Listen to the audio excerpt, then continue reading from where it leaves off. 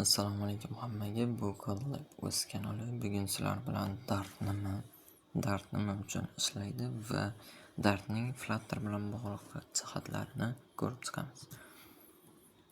Xo'p, Dart nima?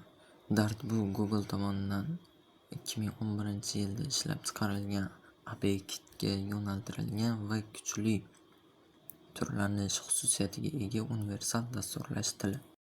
Dart nima uchun ishlatiladi? Asosan mobil, veb va desktop ilovalari hamda zamonaviy serverlar backend yaratish uchun keng qo'llaniladi.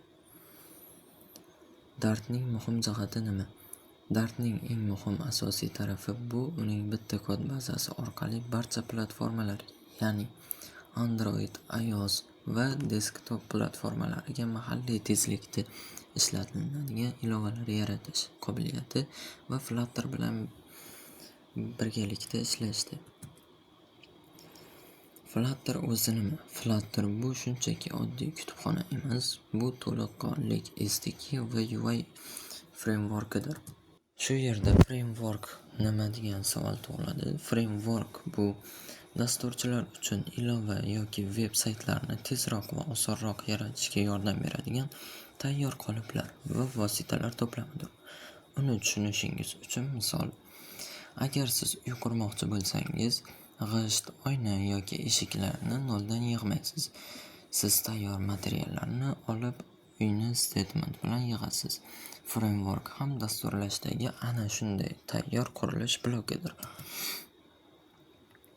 Dart va Flutterning bog'liqligi. Dart dasturlash tili bu ilova mantig'ini yozish uchun ishlatiladigan asosiy til, kodlar, o'zgaruvchilar, funksiyalardir. Flutter esa UI vositalar to'plami. Bu Dart tilida yozilgan tayyor vizual qoliplar, tugmalar, dizayn va widjetlar to'plami. Flutter nima uchun mashhur? Flutter Google tomonidan yaratilgan bo'lib, bitta kod bilan ham Android ham iOS ilovalarini yaratish imkonini beradi.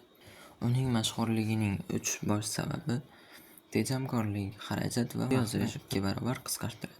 Tezlik, kod yozish o'zgarishi ekranda 1 soniyada ko'rinadi. Sifat, ilovalar mutlaq silliq va qotmasdan ishlaydi.